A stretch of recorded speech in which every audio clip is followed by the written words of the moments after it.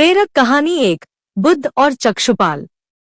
एक बार भगवान बुद्ध जेतवन विहार में रह रहे थे। भिक्षु चक्षुपाल भगवान से मिलने के लिए आए थे। उनके आगमन के साथ उनकी दिनचर्या, व्यवहार और गुणों की चर्चा भी हुई। भिक्षु चक्षुपाल अंधे थे। एक दिन विहार के कुछ भिक्षुओं ने कुछ मरे हुए कीड़ों को चक्षुपाल की कुटी के बाहर पाया और उन्होंने चक्षुपाल की निंदा करनी शुरू कर दी कि उन्होंने इन जीवित प्राणियों की हत्या की। भगवान बुद्ध ने निंदा कर रहे उन भिक्षुओं को बुलाया और पूछा कि क्या तुमने भिक्षु को कीड़े मारते हुए देखा है? उन्होंने उत्तर दिया नहीं। इस पर भगवान बुद्ध ने उन साधकों से कहा कि जैसे तुमने उन्हें कीड़ों को मारते हुए नहीं देखा, वैसे ही चक्षुपाल ने भी उन्हें मरते हुए नहीं देखा और उन्होंने कीड़ों को जानबूझकर नहीं मारा है, इसलिए उनकी भर्त्सना करना उचित नहीं है। भिक्षुओं ने इसके बाद पूछा कि चक्षुपाल अंधे क्यों हैं? उन्होंने इस जन्म में अथवा पिछले जन्म में क्या पाप किए? भगवान बुद्ध ने चक्षुपाल के बारे में कहा कि वे पूर्व जन्म में एक चिकित्सक थे। एक अंधी स्त्री ने उनसे वादा किया था कि यदि वे उसकी आंखें ठीक कर देंगे तो वह और उसका परिवार उनके दास बन जाएंगे। स्त्री की आंखें ठीक हो गईं, पर उसने दासी बनने के भय से यह मानने से इनकार कर दिया। चिकित्सक को तो पता था कि उस स्त्री की आंखें ठीक हो गई है, वह झूठ बोल रही है। उसे सबक सिखाने के लिए या बदला लेने के लिए चक्षुपाल ने दूसरी दवा दी। उस दवा से महिला फिर अंधी हो गई। वह कितना ही रोई पीटी, लेकिन चक्षुपाल जरा भी नहीं पसीजा। इस पाप के फलस्वरूप अगले जन्म में चिकित्सक को अंधा बनना पड़ा। प्रेरक कहानी 2। परिश्रम और धैर्य। एक बार भगवान बुद्ध अपने अनुयायियों के साथ किसी गांव में उपदेश देने जा रहे थे। उस गांव से पूर्व ही मार्ग में उन लोगों को जगह जगह बहुत सारे गड्ढे खुदे हुए मिले। बुद्ध के एक शिष्य ने उन गड्ढों को देखकर जिज्ञासा प्रकट की, आखिर इस तरह गड्ढे का खुदे होने का तात्पर्य क्या है? बुद्ध बोले, पानी की तलाश में किसी व्यक्ति ने इतने गड्ढे खोदे हैं। यदि वह धैर्यपूर्वक एक ही स्थान पर गड्ढे खोदता तो उसे पानी अवश्य मिल जाता, पर वह थोड़ी देर गड्ढा खोदता और पानी न मिलने पर दूसरा गड्ढा खोदना शुरू कर देता। व्यक्ति को परिश्रम करने के साथ धैर्य भी रखना चाहिए। प्रेरक कहानी 3। अमृत की खेती। एक बार भगवान बुद्ध भिक्षा के लिए एक किसान के यहाँ पहुँचे।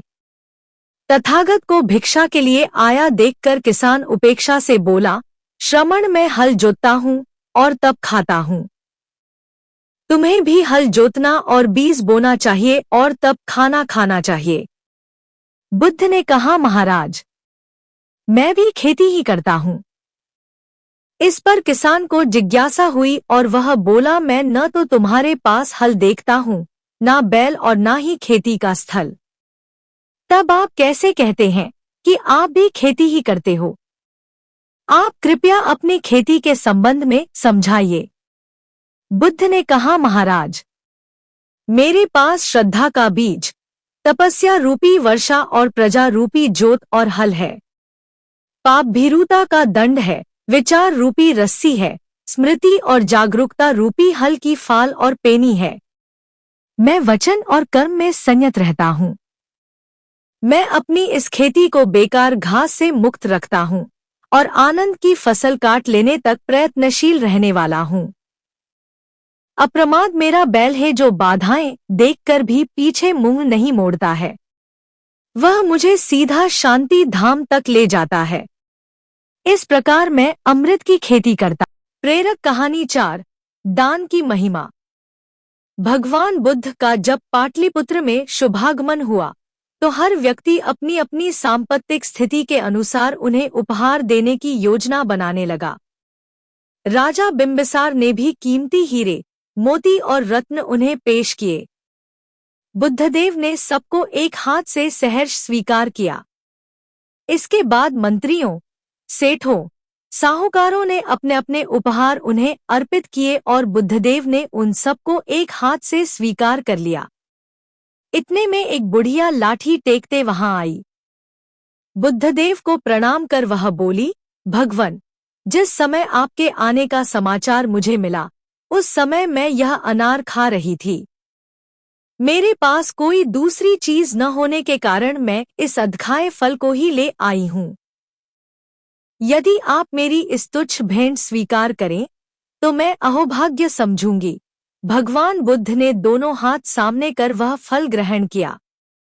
राजा बिंबिसार ने जब यह देखा तो उन्होंने बुद्धदेव से कहा, भगवन, क्षमा करें, एक प्रश्न पूछना चाहता हूं।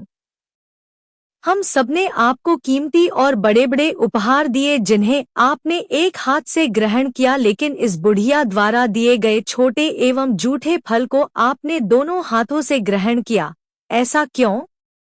यह सुन बुद्धदेव मुस्कुराए और बोले, राजन, आप सबने अवश्य बहुमूल्य उपहार दिए हैं, किंतु यह सब आपकी संपत्ति का 10वां हिस्सा भी नहीं है। आपने यह दान दीनों और गरीबों की भलाई के लिए नहीं किया है, इसलिए आपका यह दान सात्विक दान की श्रेणी में नहीं आ सकता। इसके विपरीत इस बुढ़िया ने अपने मुंह का कौर ही मुझे दे डाला है। भले ही यह बुढ़िया निर्धन है, लेकिन इसे संपत्ति की कोई लालसा